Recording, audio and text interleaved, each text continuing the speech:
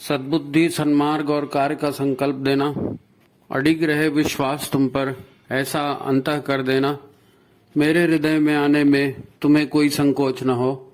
हे गुरुदेव, मुझे नजरों से दूर कभी न होने देना। हे गुरुदेव, मुझे नजरों से दूर कभी न होने देना। नमस्कार, गायत्री चिंतन धारा में एक बार फिर आपका स्वागत है। मित्रों, दुनिया में कोई बात ऐसी है जिसे जानना समझना सबसे ज्यादा जरूरी है, तो वो बात यही है कि सदा प्रसन्न कैसे रहें। यदि हमारे भीतर प्रसन्नता है, संतोष है, एक स्थिरता है, तो फिर हर काम को हम अच्छे से कर सकते हैं, स्वतः भी खुश रह सकते हैं और लोगों का भी कुछ भला कर सकते हैं। यदि आपने गायत्री महाविज्ञान को पढ़कर उस पर मनन चिंतन किया है तो आप इस बात को अच्छे से समझ सकते हैं, इसके विधान को जान सकते हैं। हमारा एक सांसारिक जीवन है जिसके अनेक आयाम भी हैं, वही इसी के साथ साथ हम एक आध्यात्मिक जीवन भी जी रहे हैं। हमारी दिक्कत यह है कि इन दोनों ही जीवन को हम जागृत ढंग से नहीं जी रहे हैं।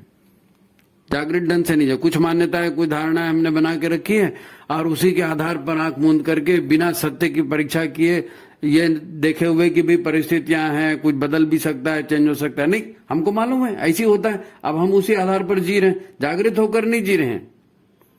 देखो, जीवन में प्रसन्नता से ज्यादा जरूरी और क्या हो सकता है? तो यह प्रसन्नता हमारे जीवन में कैसे लाई जा सकती है, आज इस पर चिंतन करने वाले हैं। तो अंत तक इसे देखें, इस पर बने रहें, है ना। बहुत महत्वपूर्ण विषय होने वाला है। और अपने कमेंट हमें जरूर भेजा करें, है ना।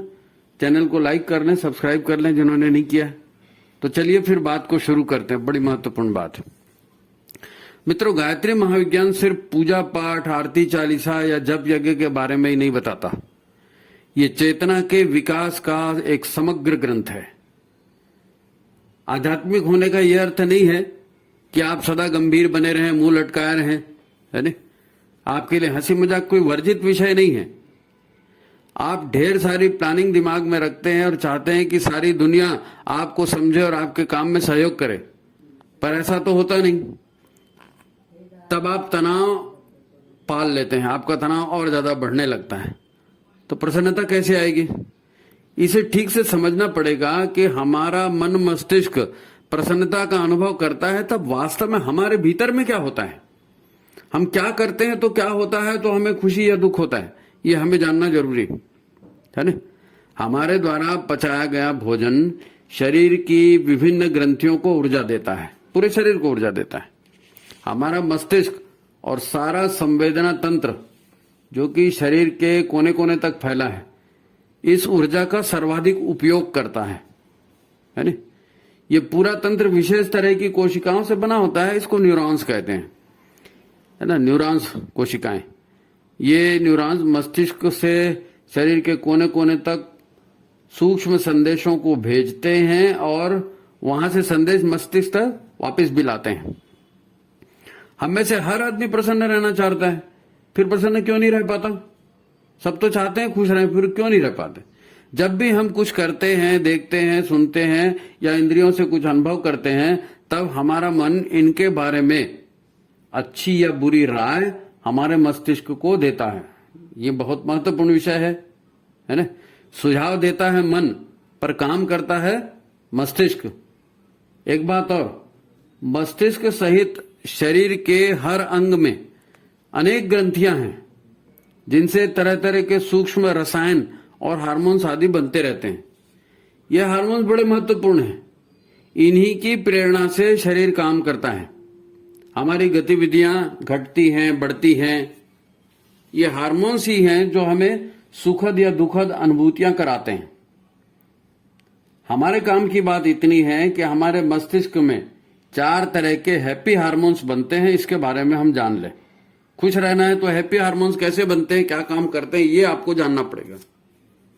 तो ये 4 हार्मोन्स सूक्ष्म रसायन है 4 तरह के, जो हमारे मस्तिष्क के इशारे से बनते हैं और हमें प्रसन्नता का अनुभव कराते हैं। यदि किसी को सदा प्रसन्न रहना है तो अपने चेतन मन और मस्तिष्क की युगलबंदी को समझ लेना बहुत जरूरी है। यदि मन प्रसन्न है तो हैप्पी हार्मोन बनेंगे, नहीं है तो इन्हीं ग्रंथियों में तरह तरह के विषैले रसायन भी बनने शुरू हो जाते हैं। काम, क्रोध, निराशा, उद्विग्नता जैसी भी मनस्थिति हमारी होती है, उस तरह के विषैले या अच्छे रसायन बनते हैं, है नहीं। विषैले रसायन बनेंगे तो हिंसा, चिड़चिड़ापन, डिप्रेशन और फिर हत्या और आत्महत्या को उकसाने वाली सारी मनस्थिति का निर्माण हो जाता है। इसी को दूसरे ढंग से ऐसा कह सकते हैं कि हमारा शरीर केवल और केवल रसायनों के द्वारा ही चलता है। ये रसायन विभिन्न ग्रंथियों द्वारा हमारे शरीर में बनते हैं। रसायन बनाने वाला खुद हमारा शरीर है। काहे से बनाते हैं? वही जो हम भोजन खाते हैं उसी से। ये ग्रंथियां न्यूरॉन्स के माध्यम से काम करती हैं। न्यूरॉन्स के द्वारा मिले संदेश के आधार पर ऐसे रसायन बनाकर और रक्त में डालती हैं ग्रंथियां, तब आप लगातार अच्छा या बुरा अनुभव करते हैं। ठीक है। 4 हार्मोन्स है ये। एंडोर्फिन हार्मोन है, ये खुशी का अनुभव कराता है, तनाव और दर्द के स्तर को कम करता है। एक और हार्मोन है ऑक्सीटोसिन। यह हार्मोन हमारे मानवीय संबंधों में प्रेम भाव को बढ़ाता है नी। फिर काम पूरा हो जाने पर खुशी का अनुभव कराता है डोपामाइन हार्मोन। ऐसे ही सेरोटोनिन हार्मोन भी है एक, वो हमारी पाचन शक्ति को दुरुस्त करने का उपाय करता है। तो आपकी पाचन शक्ति अच्छी रहेगी, आप काम का परिणाम अच्छा आपको अनुभव होगा, आपके मानवीय संबंध अच्छे होंगे, तनाव का स्तर, दर्द का स्तर कम होगा, तो जाहिर है आप खुशी अनुभव करेंगे, प्रसन्नता अनुभव करेंगे। तो ये आंतरिक गणित। अब आते हैं कि गायत्री महाविज्ञान इसमें क्या मदद करता है। यदि आपने गायत्री की पंचकोशी साधना के बारे में पढ़ा है तो आपने पढ़ा होगा अन्नमय कोश, मनोमय कोश, प्राणमय कोश, है ना, इनकी साधना वाला भाग। और याद नहीं है तो एक बार फिर से पढ़ ले, है ना। हमारा मनोमय शरीर क्या है? हमारा अन्नमय शरीर का ही सूक्ष्म रूप है। जैसा खाए अन्न वैसा बने मन, बोलते नहीं। तो मनोमय शरीर भी क्या है? अन्नमय शरीर का सूक्ष्म रूप है। अगर अन्नमय शरीर चुस्त दुरुस्त नहीं है, प्राणवान और हल्का फुल्का नहीं है, पाचन तंत्र ओवरलोडेड है, मस्तिष्क विचारों से ओवरलोडेड है, तो शरीर की जो भी ऊर्जा होगी वो इस लोड को कम करने में खप जाएगी। अगर शुद्ध जल, शुद्ध वायु नहीं मिल रही है, शरीर को ठीक से व्यायाम नहीं मिल पाता, लगातार आप प्रेरक और सकारात्मक ऊर्जा को ग्रहण नहीं कर पा रहे हैं, तब मन में लगातार नकारात्मक ऊर्जा भरते जाती है। अंग प्रत्यंग अपना स्वाभाविक काम नहीं कर पाते। ऐसी हालत में हैप्पी हार्मोन्स कैसे बनेंगे? क्योंकि ऐसे हालत में तो तनाव बनेगा तो हैप्पी हार्मोन्स तो बन ही नहीं सकते, तो विषैले हार्मोन ही बनेंगे फिर। तो मन मस्तिष्क में जब निगेटिव विचार और निगेटिव भावनाएं उभरेंगी तो स्वास्थ्य में खराबी, शक्ति में कमी, असफलता, बुरे सपनों और विचारों की बाढ़ आ जाएगी अंतरंग में। यदि अवचेतन और अचेतन मन में भी निगेटिविटी के संस्कार भरे पड़े हैं, मन के 3 भाग है ना, चेतन, अवचेतन और अचेतन। यदि काम तो करता है चेतन मन, अचेतन और अवचेतन मन में भी यदि निगेटिविटी के संस्कार भरे पड़े हैं, तब तो आपका हाल और भी बुरा होने वाला है। आप कहेंगे कि हम कभी किसी के बारे में बुरा नहीं सोचते, फलाना फलाना जो हमेशा हमारे काम में अड़ंगाई डालता है, हमारी तकदीर ही खराब है नहीं, हमें लगातार असफलता ही मिल रही है, हमारी तकदीर खराब होने की वजह से। तो मेरे अंदर ये गुण नहीं है, ये कला मुझे नहीं आती है, मेरा स्वास्थ्य ठीक नहीं है, मेरी पर्सनैलिटी उतनी अच्छी नहीं है, या मेरे पास धन नहीं है, या कमाई नहीं होती, और बहुत सारी बातें हम कहते हैं। और ये सब कहते हैं, इस तरह का हम मनस्थिति बना लेते हैं, तो फिर इसी तरह के रसायन बनते हैं और इसी तरह के परिणाम भी शरीर देता है। पर गुरुदेव क्या कहते हैं? गुरुदेव क्या कहते हैं? यहां 3 बातों पर ध्यान दें। पहला, गुरुदेव की जो बातें 3 बड़े महत्वपूर्ण सूत्र यहां आपको बता रहे हैं, इस पर हमेशा याद रखें। पहला सूत्र है, मनुष्य अकेला पैदा होता है, अकेला मरता है और अकेला ही अपने कर्मों का फल भोगता है। ये गांठ बांध के रख लिए, ब्रह्म सत्य है। दूसरा, मनुष्य केवल परिस्थितियों का दास ही नहीं, उनका निर्माता और स्वामी भी है। ये भी याद रखना पड़ेगा कि हम परिस्थितियों को बना भी सकते हैं, तो उसके लिए प्रयास करना। और तीसरा सूत्र है कि जो जैसा सोचेगा और करेगा वैसा ही बन जाएगा। ये 3 सूत्र हैं गुरुदेव के। गायत्री महाविज्ञान की हम बात कर रहे हैं, गुरुदेव के चिंतन को हमको समझना पड़ेगा, है नहीं? गायत्री महाविज्ञान इसलिए नहीं लिखा गया कि आप गायत्री माता की पूजा आरती करते रहें। गायत्री कोई देवी या मूर्ति नहीं, बिल्कुल देवी या मूर्ति ऐसा मत समझिए। गायत्री क्या है? एक महाशक्ति है, वेद माता है, देव माता है, इसको विश्व माता कहते हैं, है नहीं? ये आदि शक्ति है।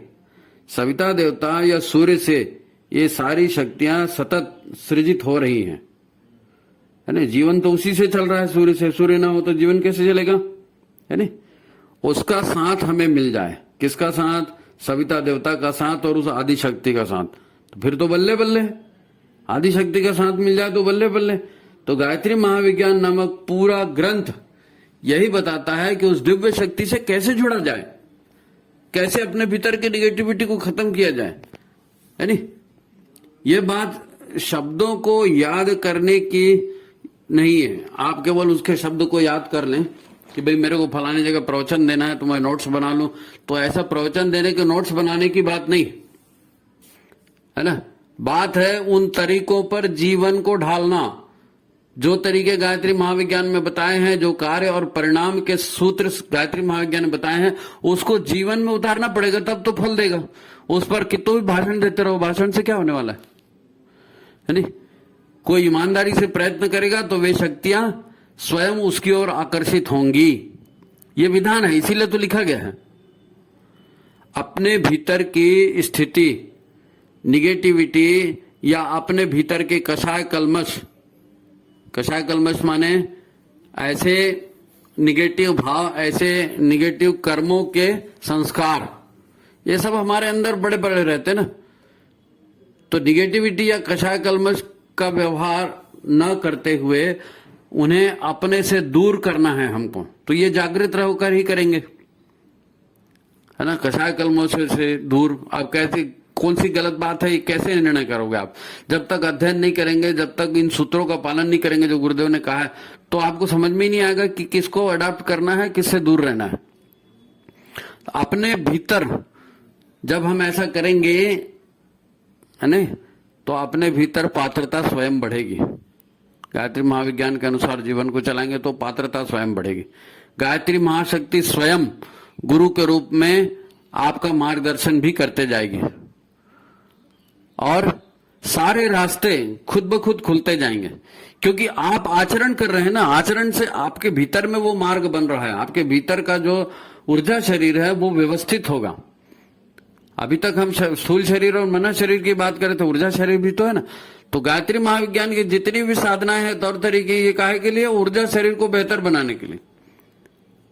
तो ये गायत्री की पंचकोशी साधना ही अपनी पात्रता के विकास का राजमार्ग प्रशस्त करती है। नहीं पढ़ा होगा तो पढ़े, अगर पढ़ा है तो फिर से पढ़े, उसको समझे, ये पक्का जान लो। अच्छा, मनुष्य शरीर मिलना बड़े सौभाग्य की बात है, और गुरुदेव से संपर्क होना ये तो और परम सौभाग्य की बात है। इसके हम आगे जो है हमारे विचार और हमारे कर्म हमारे पास हैं।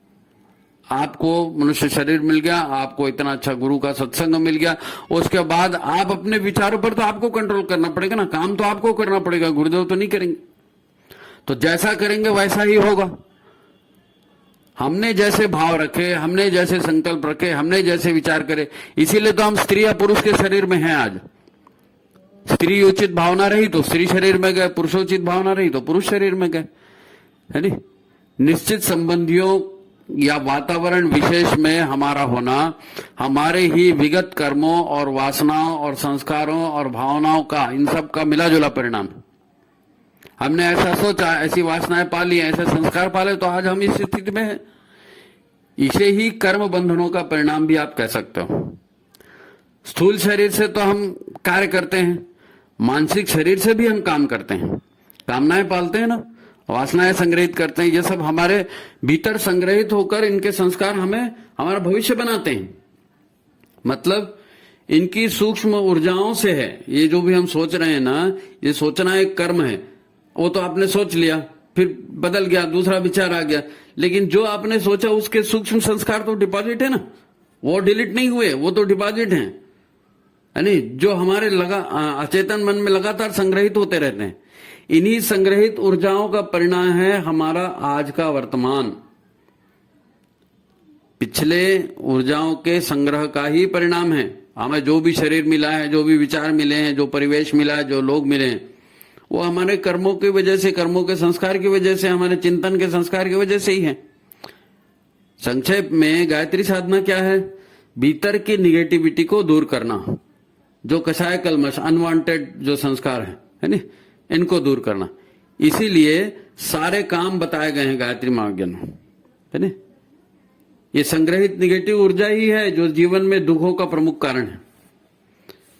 अन्नमय शरीर, मनोमय शरीर, ऊर्जा शरीर को व्यवस्थित और सक्षम बनाकर ही हम विज्ञानमय शरीर को जागृत कर पाते हैं। 3 शरीर है, उसके बाद उसको व्यवस्थित करेंगे तो चौथे शरीर का आयाम खुलेगा, चौथे शरीर को विकसित करेंगे तो 5वें आनंदमय कोश का स्वरूप का भी आप अनुभव कर सकते हैं। लेकिन वहां तक जाने के लिए ये पहले की जो निगेटिविटी है इसको हटाते जाएंगे तब तो, है नहीं। हमको निगेटिविटी हटाना है और कर्ता भाव से मुक्त होना है। कर्ता भाव, कर्ता तो परमात्मा स्वयं है नहीं। और आज हम कर्ता भाव लेकर बैठे हैं, मैं मेरा, मैं मेरा, मैंने ऐसा कर दिया, उसने ऐसा कर दिया, मेरा नुकसान कर दिया, यही तो संसार है। और दुख इसीलिए है। गुरु नानक जी का एक प्रसिद्ध सूत्र है, और गुरुदेव कहते हैं, गुरु नानक जी कहते हैं, नानक दुखिया सब संसार। क्या है संसार और सांसारिकता? संसार और सांसारिकता माने भोगों की लालसा, अपने अहंकार की सुरक्षा, मैं और मेरे के दायरे में जो कुछ भी आता है उसके लिए कुछ भी कर गुजरना, यही दुख का कारण है, दुश्मनी का, अनुराग और द्वेष का कारण है। बस हम अच्छा हैं, मैं अच्छा हूं, बहुत अच्छा हूं, ऐसा सोचकर ही हम सब करते जाते हैं, लेकिन परिणाम तो कार्य के हिसाब से ही मिलते हैं ना। दिक्कत यह है कि हम परिणाम तो बेहतर चाहते हैं, पर अपने चिंतन, विचार और व्यवहार को सुधारने को तैयार नहीं रहते। जो धारणाएं बना के रखी हैं, जो पूर्वाग्रह बना के रखे, काम तो उसी के हिसाब से करते हैं ना। अब जैसे करोगे वैसे मिलेगा। यदि हमारे विचार और भाव ही बदल जाएंगे तो वही घटना, वही परिस्थिति हमें दुखद से सुखद अनुभव करा सकती है, या सुखद से दुखद अनुभव भी करा सकती है। हमारा मन कहे तो हम किसी को लाखों रुपए दे दें और देकर भी हम खुश होंगे, और अगर हमारा मन नहीं करता तो 10 रुपए देना भी हमें कष्टकर लगता है ना। सब कुछ आपकी भावना और आपके सोच पर निर्भर है भाई। प्रसन्न रहना है कि नहीं रहना है? प्रसन्न रहना है तो फिर सोचने का तरीका बदलना पड़ेगा। गायत्री महाविज्ञान से हमें अनेक प्रेरणाएं मिलती हैं। यदि हम श्रद्धा से अध्ययन करेंगे, गायत्री महाविज्ञान के सूत्रों पर मनन करेंगे, तो ये सारी बात समझ में आएगी। गायत्री महाविज्ञान में एक बहुत बड़ी चीज बताई। आज लोग यही सोचते हैं कि पैसे से सब कुछ होता है, पावर मिलना चाहिए, पैसा मिलना चाहिए। पावर और पैसे से भी कुछ नहीं होता भाई। आप बहुत बड़े पावरफुल हो जाओगे, बहुत बड़े पैसे वाले हो जाओगे, तो भी प्रसन्नता मिले कोई जरूरी नहीं है। और बड़ा उसमें महत्वपूर्ण उदाहरण दिया हुआ है गायत्री महाविज्ञान के ऋषि विश्वामित्र। आपने नाम सुना होगा, ऋषि विश्वामित्र। तो ऋषि विश्वामित्र पहले राजा थे। अब वो शिकार उकार के चक्कर में जंगल में गए थे, वशिष्ठ जी से उनकी मुलाकात हुई। वो बड़ी एक कहानी है वो। तो वशिष्ठ ऋषि के पास में सभी कामनाओं को पूरा करने वाली कामधेनु है ना, उसको गाय कहा गया, कामधेनु, वो उनके पास शक्ति थी। अब वशिष्ठ जी ने राजा और उसकी पूरी सेना का स्वागत किया, उनको तरह तरह के पकवान खिलाए और उनका बड़ा स्वागत किया। वो यही सोचते रह गए कि इस जंगल में ये वशिष्ठ जी के पास इतना सारा आया कहां से। तो उन्होंने पूछा, तो वशिष्ठ ने अपने कामधेनु के बारे में उनको बताया। अब ये कामधेनु को पाना चाहते थे, वशिष्ठ जी ने मना कर दिया कि भाई ये पात्रता होगी उसी के पास कामधेनु जा सकती है, आप उसके लिए सुपात्र नहीं है, इसलिए कामधेनु आपको नहीं मिल सकती।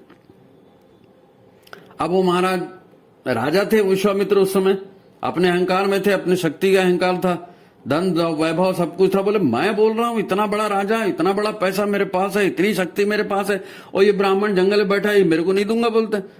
सारी सेना को युद्ध के लिए भिड़ा दिया। ये आपने पढ़ा होगा, गायत्री महाविज्ञान में पूरी कहानी आती है। कितना अपमान हुआ होगा जब वो हार गए, जब उनका सांसारिक जो बल था वो तप बल से हार गया। सांसारिक बल कौन सा? ये सेना और पैसे, है नहीं, मेरा अहंकार, मैं तो राजा हूं, ये संसार का बल यही कहलाता है ना। आज सब लोग पैसे के पीछे, पावर के पीछे ही तो मर रहे हैं।